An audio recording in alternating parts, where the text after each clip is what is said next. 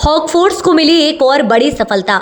14 लाख रुपए का इनामी नक्सली सोहन उर्फ विकास उर्फ आयतू मुठभेड़ में ढेर। बालाघाट जिले के कोटिया टोला के जंगल में हुई मुठभेड़। मुख्यमंत्री मोहन यादव के नेतृत्व में लगातार मिल रही सफलताएं। मुख्यमंत्री डॉक्टर मोहन यादव की मंशानुसार मध्य प्रदेश पुलिस नक्सल उन्मूलन को कटिबद्ध है। इसी तारतम्य में हॉक फोर्स ने बालाघाट जिले के कोटिया टोला के जंगल में सोमवार को एक हार्डकोर नक्सली सोहन उर्फ विकास उर्फ आयतू को मुठभेड़ में ढेर कर दिया है।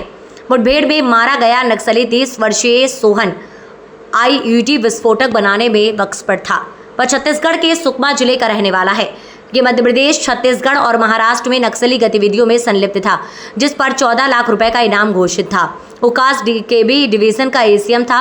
उसके पास से 315 बोर की राइफल तथा केनवुड वायरलेस सेंट बरामद किया गया है। विगत 5 वर्षों में पुलिस नक्सल मुठभेड़ों में 19 इनामी नक्सली धराशायी किए गए हैं। इन सभी मृतक नक्सलियों पर मध्य प्रदेश, महाराष्ट्र, छत्तीसगढ़ राज्य द्वारा संयुक्त रूप से 3 करोड़ 17 लाख का इनाम घोषित था।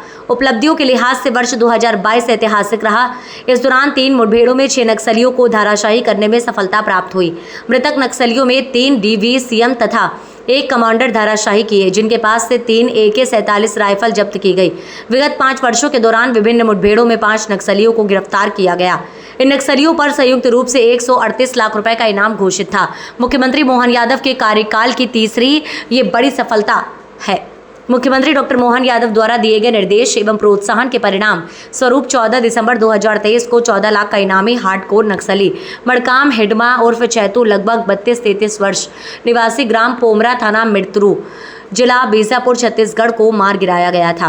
अभियान में सम्मिलित 24 पुलिसकर्मियों को आउट ऑफ टर्न प्रमोशन प्रदान किया गया। 1 अप्रैल 2024 को नक्सल विरोधी अभियान के तहत 2 इनामी हार्डकोर नक्सलियों को ढेर करने वाले 25 पुलिसकर्मियों को भी आउट ऑफ टर्न प्रमोशन प्रदान किया गया। पुलिसकर्मियों के मनोबल को बढ़ाने और साहसिक कार्यवाहियों को प्रेरित करने के लिए मुख्यमंत्री डॉक्टर मोहन यादव द्वारा निरंतर इस तरह का प्रोत्साहन किया जा रहा है तथा 1 अप्रैल की मुठभेड़ में आउट ऑफ टर्न प्रमोशन प्राप्त पुलिसकर्मियों को रैंक लगाने मुख्यमंत्री स्वयं बालाघाट गए थे। सोमवार 8 जुलाई 2024 को भी हॉक फोर्स को 14 लाख के इनामी नक्सली सोहन उर्फ उकास उर्फ आयतू को धराशायी करने में सफलता मिली है। हॉक फोर्स इन सब ने एक बहुत महत्वपूर्ण दिन है इन सब के लिए, जबकि आज बालाघाट के जंगलों में नक्सली इनकाउंटर हुआ, जिसमें एक बहुत महत्वपूर्ण सफलता बालाघाट पुलिस को मिली है, जिसमें कि 14 लाख का नक्सली मारा गया है, जिसका नाम सोहन उर्फ उकास है।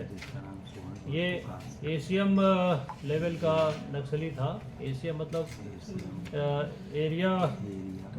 एरिया कमेटी मेंबर ये था और बहुत दिन से लगभग 11 साल से बालाघाट और आसपास के ज़िलों में ये एक्टिव रहा था। ये KB दलम का सदस्य था, कान्हा भौरव देव दलम का, और नक्सली कमांडर बड़े कमांडरों के साथ ये एसोसिएटेड होकर लगातार काम कर रहा था। इसके लिए बालाघाट पुलिस और हमारी जो हॉक की फोर्स है और जो CAPF के लोग हैं वहाँ पर डिप्लॉयड लगातार इसको सर्च कर रहे थे। और मुखबिरी जब हमें मिली, जब हमें इसके बारे में इंटेलिजेंस मिला, तो लगातार इस पर हम नज़र रखे हुए थे।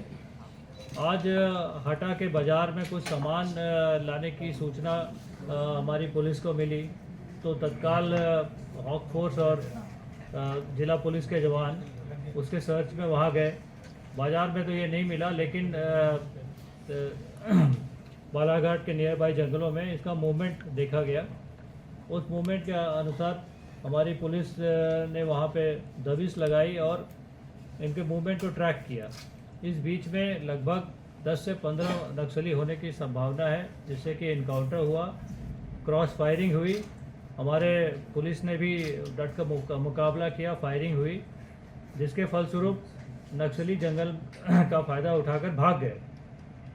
सर्चिंग के दौरान एक नक्सली की डेड बॉडी मिली, जिसको कि आइडेंटिफाई हम सोहन उर्फ उकास के रूप में हम कर पाए हैं अभी तक, और उसकी जानकारी और निकाल रहे हैं।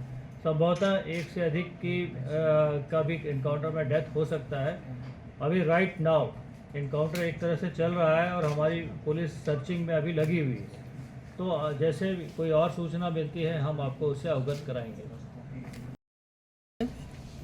ये ऑपरेशन तो कंटिन्यू चल ही रहा है और आगे भी चलता रहेगा। जब तक पूरे नक्सलियों का सफाया हम नहीं कर देंगे तब तक ऑपरेशन चलता ही रहेगा। कौन कौन से इसमें राज्य इन्वॉल्वमेंट रखते हैं? देखिए, वैसे तो हम पास के राज्य की अगर जब बात करें तो छत्तीसगढ़, महाराष्ट्र और मध्य प्रदेश एमएमसी जोन कहलाता है। मध्य प्रदेश, महाराष्ट्र और छत्तीसगढ़, इस जोन में क्लोज कोऑर्डिनेशन होता है और इसमें काफ़ी मूवमेंट होते हैं।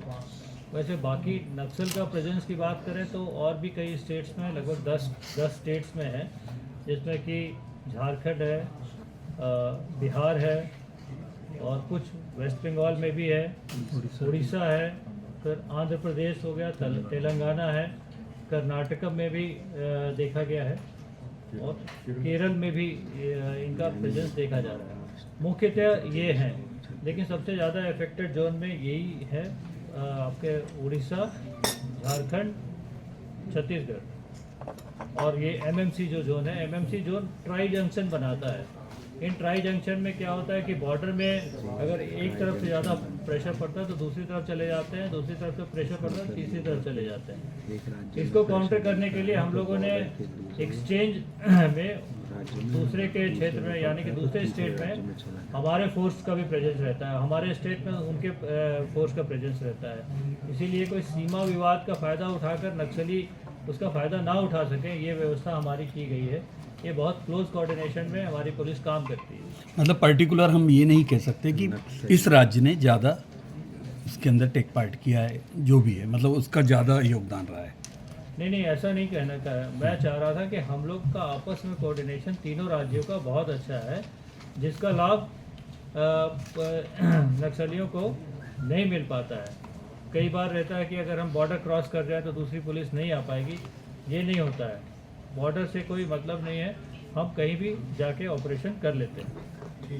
सर, ये जो नक्सली 15 जो आप बता रहे हैं, 10 से 15 जो नक्सली हो सकते हैं, एक ही दलम के थे या फिर अन्य दलम के भी हो सकते हैं? देखिए, अभी तो इनकाउंटर चल ही रहा है। इसके बारे में बाद में पता चलता है कि अभी हमारा गैस है, संभावना है कि 10 से 15 नक्सली हैं। जब 10 से 15 नक्सली होते हैं तो लगभग एक ही दलम के होते हैं, ज़्यादा से ज़्यादा एक एरिया के 2 दलम होते हैं। तो अभी हम नहीं कह पाएंगे कि एक ही दलम था या एक से ज़्यादा दलम थे। थोड़े दिनों में ये पता चल जाएगा, जब हमारी इन्वेस्टिगेशन इसमें पता चलेगा या फिर हमें इंटेलिजेंस मिलेगा तो हम ये कह पाएंगे।